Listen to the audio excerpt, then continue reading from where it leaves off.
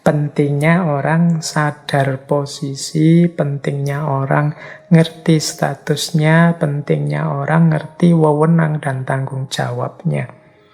Sehingga kerja yang dia lakukan akhirnya tepat guna. Tidak melenceng kemana-mana, tidak muncul kekacauan-kekacauan.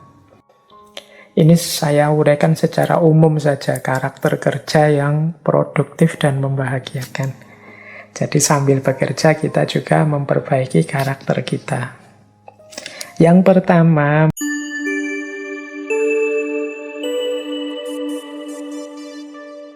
Assalamualaikum warahmatullahi wabarakatuh. Kita lanjutkan ngaji filsafat kita di tema bulan ini yang membahas tentang pengenalan diri manusia. Kita lanjutkan. Nah, selain isu tentang dua filosofi tentang kerja tadi, ada lagi isu tentang nama-nama. Ini teman-teman boleh merujuk. Dulu pernah kita membahas, kalau tidak salah ini di tema Konfusianisme. Jadi ada filosofi Zhengming, filosofi tentang penegaan nama-nama. Ini nanti ada hubungannya dengan kerja. Jadi kata filosofi ini, setiap realitas itu punya nama atau identitas. Jika nama itu digunakan secara tidak benar atau campur aduk, kita akan mendapatkan kekacauan dalam segala hal. Ini saya lanjutkan ya, dasarnya Konfusius. Jadi Konfusius itu menyatakan, biarkanlah penguasa adalah penguasa, menteri adalah menteri, bapak adalah bapak, dan anak adalah anak. Maksudnya prinsip penegaan nama ini adalah setiap orang hendaknya menjalankan peran sesuai status yang disandangnya. Jadi kita itu sebagai apa sekarang, saat ini, atau di sini. Sementara kalau di sana kita itu sebagai apa. Ini yang disebut nama-nama. Jadi teorinya namanya rectification of behavior. Pentingnya penegaan perilaku. Kalau orang tidak sadar nama-nama, kehidupan ini kacau. Jadi penegaan nama-nama itu teman-teman, yang mahasiswa, ya berperilakulah seperti mahasiswa.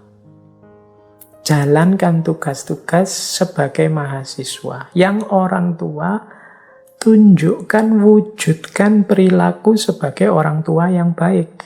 Yang pemimpin juga begitu, yang menteri juga begitu, pedagang juga begitu, petani juga begitu. Disitulah nanti lahir hidup yang nyaman, hidup yang tertib. Nah, tapi kalau orang tidak peduli ini, itu nanti bisa kacau balau. Jadi hari ini kan sering orang ngomong, ini sebenarnya awam loh, tapi gayanya kaya ulama, kaya ustadz. Oh ini sebenarnya rakyat, tapi ngalang-ngalai presiden. Cara dia ngomong, cara dia berperilaku misalnya. Oh ini dia sebenarnya cuma anggota, tapi gayanya kaya ketua. Oh ini kan kalimat-kalimat ini, ketika memang dalam kenyataan ada yang seperti itu, menunjukkan kacaunya nama-nama. Jadi orang tidak sadar status, posisi, dan peran yang dituntut dari posisinya itu.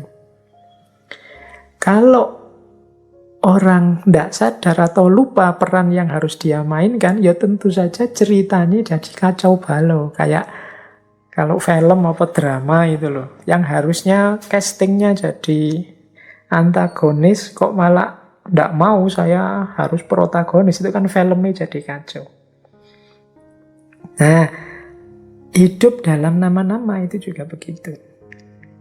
Jadi demi tertib sosial, tertib politik, Kita harus sadar status, identitas, kedudukan kita. Disitulah nanti kita menjalankan sesuai fungsi kita yang sebenarnya. Nah, kerja juga begitu. Berarti kalau kita bekerja, ya kita harus jelas benar status kita apa dan apa yang harus kita lakukan dengan status kerja kita. Kalau dalam organisasi, teori organisasi hari ini kan ada istilah wewenang dan tanggung jawab. Posisiku itu apa, wewenangku apa, tanggung jawabku apa. Sehingga aku harus melakukan ini. Nah, jadi ini namanya Zhengming, penegaan nama-nama. Yo kita harus sadar misalnya, oh saya ini anggota, tidak bisa membuat kebijakan. Paling tinggi yang bisa saya lakukan usul. Sehingga nanti kalau sudah disepakati baru oleh pimpinan, kemudian jadi kebijakan baru itu bisa jalan. Nah, ini namanya sadar posisi. Oh saya ini posisinya bendahara yang diurusi aspek keuangannya. Kalau urusan sosialnya sudah ada bagian yang lain. Ya ini kesadaran nama-nama namanya. Kita dalam kerja juga begitu. Pertanggungjawaban kita dituntut sesuai posisi, kedudukan, atau nama-nama kita. Jadi ini filosofi selanjutnya. Setelah tadi kita kenal filosofi determinisme dan konstruktivisme, sekarang kita ketemu dengan filosofi Zhengming yang saya ambil dari Konfusianisme. Pentingnya orang sadar posisi, pentingnya orang ngerti statusnya, pentingnya orang ngerti wewenang dan tanggung jawabnya. Sehingga kerja yang dia lakukan akhirnya tepat guna. Tidak melenceng kemana-mana, tidak muncul kekacauan-kekacauan.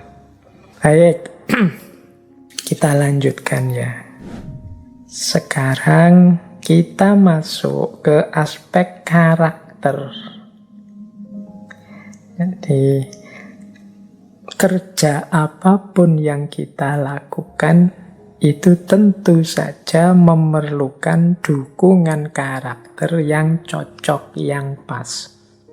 Ini sebenarnya luas sekali dukungan karakter ini, tapi kita coba ya. Ini saya menampilkan beberapa karakter kerja yang sifatnya tidak hanya produktif, tapi juga membahagiakan kita. Kita kerja itu kan ingin memenuhi kebutuhan, ingin eksis, ingin diterima masyarakat. Tentu saja, mengapa sih kok kita ingin diterima masyarakat, ingin eksis, ingin memenuhi kebutuhan? Ya tentu saja demi kita menemukan kebahagiaan dalam hidup. Nah, untuk sampai ke sana itu kan butuh dukungan karakter yang kuat. Ini mungkin bolehlah oleh teman-teman disebut semacam tips.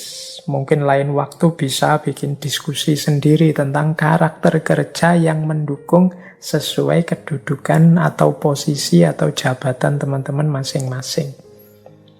Ini saya uraikan secara umum saja karakter kerja yang produktif dan membahagiakan.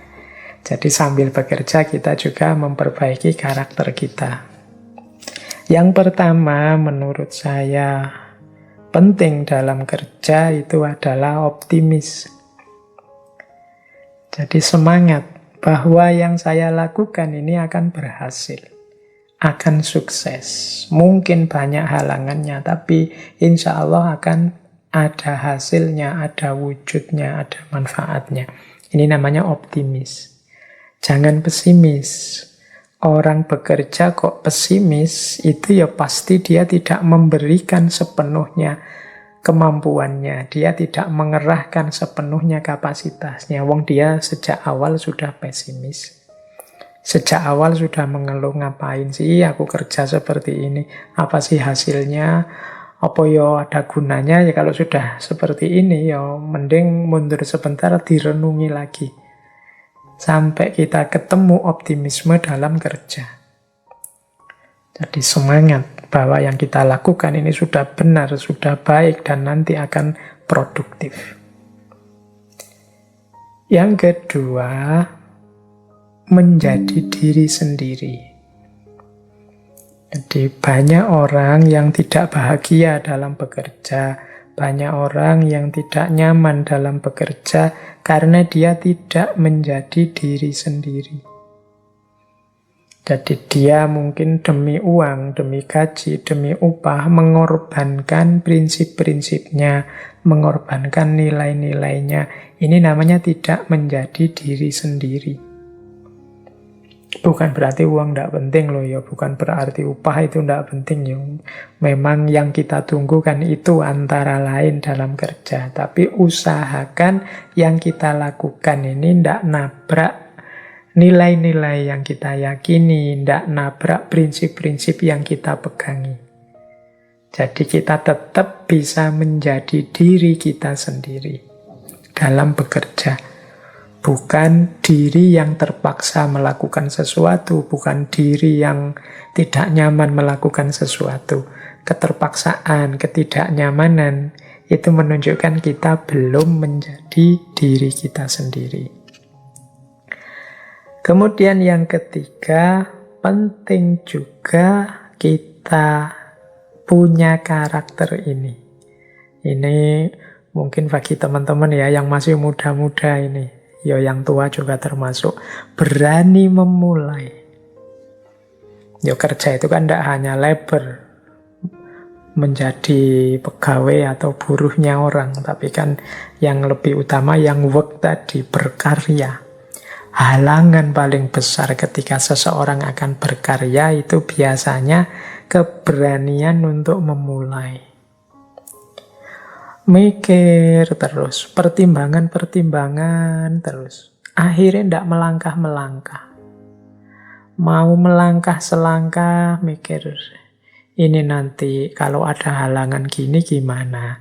Kalau begitu gimana? Kalau ada masalah ini gimana kan? Ya wis akhirnya tidak jalan-jalan. Tidak ada keberanian untuk memulai. Jadi berani ini penting teman-teman. Makanya dalam agama itu syaja'ah atau keberanian itu termasuk akhlak yang mahmudah. Banyak orang yang tahu persis mana baik, mana benar, mana utama, mana yang tidak utama, dan lain sebagainya. Cuma tidak banyak orang yang mau mengaktualkannya, berani menjalankannya segera. Jadi pertimbangannya macam-macam dulu sebelum menjalankan atau melakukan sesuatu. Nah, maka yuk dimulai, berani. Ini sebenarnya baik, Pak. Ini sebenarnya prospek, Pak. Tapi kalau begini, kalau begitu, terus biasanya terus tidak jalan-jalan. Ayo berani saja. Ada resiko ya. Apa sih di dunia ini yang tidak ada resikonya? Apa sih di dunia ini yang sudah perfect tinggal jalan saja? Kan tidak ada. Selalu ada, butuh perjuangan, butuh keringat, butuh jatuh bangun, apapun itu. Maka beranilah untuk memulai. Dan insya Allah apapun yang kita lakukan, apakah nanti memenuhi target-target yang kita pancangkan atau tidak, pasti ada manfaatnya, pasti ada gunanya, pasti ada hikmahnya. Maka jangan ragu-ragu untuk memulai, kalau itu memang sesuatu yang jelas baik, jelas benar. Dan sesuatu yang memang kita inginkan selama ini, kita idealkan. Oke, itu yang ketiga ya. Jadi kalau kerja yang kita lakukan itu dengan karakter optimis, menjadi diri kita sendiri dan kita berani memulai, insya Allah menyenangkan kerja ini. Kemudian yang keempat, kalau tadi butuh keberanian, yang keempat ini penting juga, kebijaksanaan. Ada dua hal di titik kita yang menurut saya penting bijaksana apa? Kebijaksanaan untuk mengakhiri dan menerima hasil. Kalau ini butuh kebijaksanaan, butuh kalkulasi-kalkulasi. Berani memulai penting, tapi ada kalanya juga kita harus paham, oh saatnya berhenti. Nah ini butuh kebijaksanaan. Saatnya saya terima saja hasilnya memang seperti ini. Jadi menerima hasil itu kan kebijaksanaan. Jadi hidup ini kan ndak kok mono atau linier saja lurus, saya sudah gerak maju pak maju terus ya. Kalau kepentok memang ndak bisa maju lagi, harus sadar, oh memang saatnya harus diakhiri. Saatnya saya terima hasilnya apapun, ternyata ini batas kemampuan saya. Mengakhiri bukan berarti menyerah, mungkin belajar lagi, mungkin diperbaiki lagi untuk kemudian berjalan kembali. Jadi berani memulai dan kebijaksanaan dalam mengakhiri. Oke, ini yang keempat. Yang kelima, kerja itu membahagiakan kalau kita pinter mengelola waktu. Jangan sampai waktunya terlalu panjang, sehingga yang harusnya sesuatu itu menggembirakan, jadinya tidak menggembirakan. Misalnya, kuliah, harusnya sih bisa lulus 4 tahun. Saya mampu lulus 4 tahun misalnya. Tapi kok terus kita terlena, tidak pinter memanfaatkan waktu, tidak pinter manajemen waktunya, akhirnya sampai semester 12, 13, 14 baru mau lulus. Meskipun nilainya cum laude, tapi kan waktu yang panjang itu mengurangi kenikmatan, kebahagiaan, kepuasan kita. Atau terburu-buru. Nah, sehingga hasilnya tidak maksimal. Ini baik terburu-buru atau terlalu lambat. Itu namanya tidak menghargai waktu. Kita harus pinter ngatur waktu. Karena kalau waktunya pas, cocok, sesuai, itu bahagia kita, nyaman bekerjanya. Tidak dikejar-kejar, tapi juga tidak kemudian terlena, akhirnya malah tidak produktif. Yang keenam, pekerjaan itu akan membahagiakan kalau tidak hanya sesuai target, tapi juga membawa manfaat dan maslahat. Membawa guna, membawa keuntungan. Tidak hanya sesuatu yang menghasilkan. Jadi kan ada kalanya kita melakukan sesuatu, memproduk sesuatu, hasil sih, tapi kok terus tidak ada gunanya. Tidak ada manfaatnya, tidak ada maslahatnya. Kita misalnya nulis, sudah capek-capek nulis karena kita nulisnya ternyata mungkin tema yang tidak terlalu urgent atau sudah terlalu banyak orang nulis tentang itu misalnya, sehingga tulisan kita jadi. Mungkin kita puas, tapi manfaat dan maslahatnya jadinya kurang. Nah ini kan bukan berarti salah, tapi terus bahagianya kita kurang, puasnya jadi kurang. Maka nilai kerja yang menghasilkan manfaat dan maslahat besar, itu akan lebih membahagiakan. Pinter-pinter kita membaca situasi sehingga buah dari kinerja kita membawa manfaat dan maslahat. Tidak hanya sekedar berhasil. Dan yang terakhir, karakter kerja yang produktif, yang membahagiakan, itu adalah yang ada situasi yang lebih baik. Jadi ada proses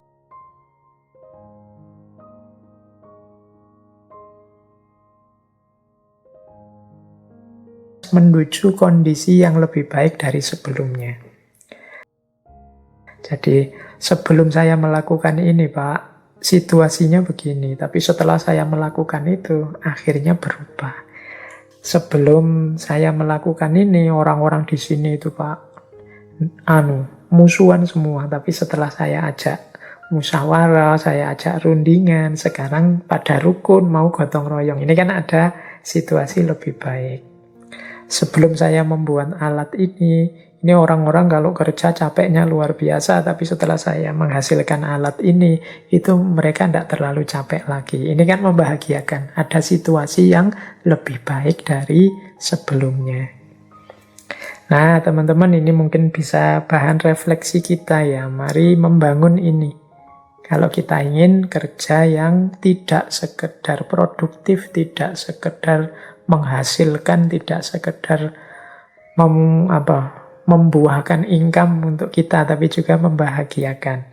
Ini ada ciri-cirinya: optimis, jadi diri sendiri, berani memulai, bijaksana mengakhiri, menghargai waktu, membuahkan manfaat, maslahat, dan terjadi proses menjadi lebih baik dari kondisi sebelumnya. Oke. Nah, kalau tadi karakter, kita lanjut lagi. Ini untuk yang memudahkan kerja, karena sejak awal sudah kita urai betapa pentingnya kerja ini. Kita lihat beberapa variabel yang sering menghalangi kerja kita, yang sering membuat kita males, sering membuat kita tidak ingin kerja secara optimal, maksimal. Jadi ada di catatan saya beberapa hal. Ini karena malam hari ini kita membahasnya dari aspek pembentukan diri dan pemahaman diri. Ada beberapa aspek mental dalam kerja yang sering menghalangi pemenuhan kita secara maksimal terhadap kerja-kerja kita. Kita lihat ya, halangannya apa saja. Halangan yang pertama adalah, ini yang paling sering kita lakukan, yaitu negative thinking. Nah, ya solusinya berarti kebalikannya, positive thinking. Positive thinking dan negative thinking ini sebenarnya tidak ada hubungannya dengan kenyataannya, tapi hubungannya dengan persepsi kita, pandangan kita terhadap sesuatu. Kenyataan itu akan memberikan sesuatu yang positif pada kita atau memberikan sesuatu yang negatif pada kita, itu lebih banyak tergantung pada persepsi kita. Kalau kita negative thinking, ya kita dapatnya yang negatif.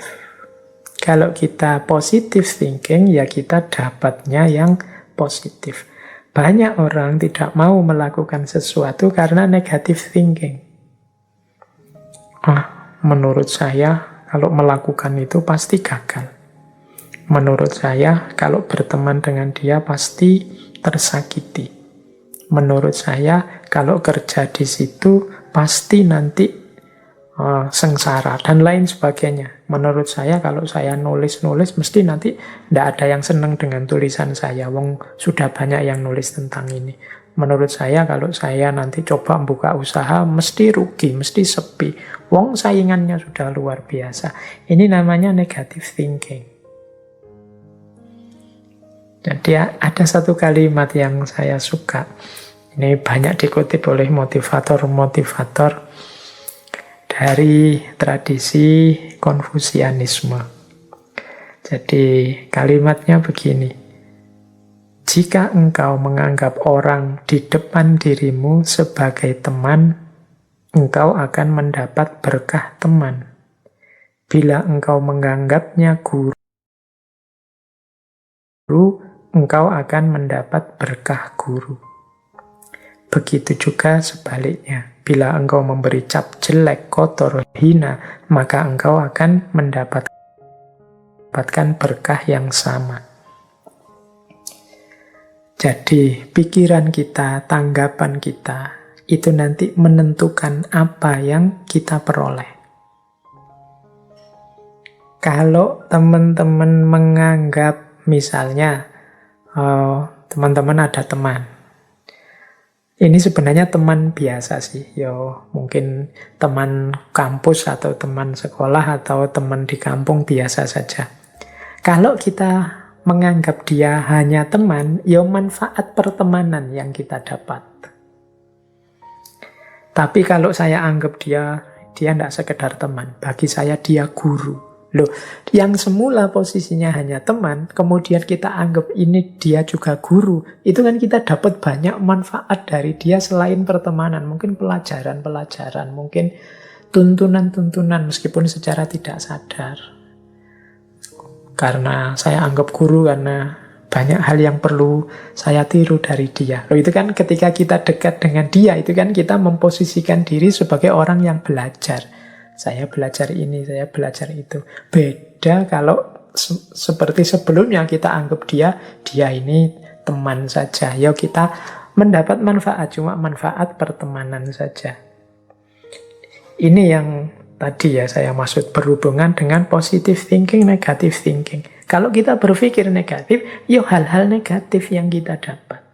Kalau kita berpikir positif, hal-hal positif yang kita panen. Berhadapan dengan apapun. Menurut saya, orang itu mulutnya rusak, maka bagi saya dia itu hina, kotor, jelek. Misalnya, ya ketika berarti apa? Kehadiran dia dalam hidup kita itu hanya memberikan itu saja.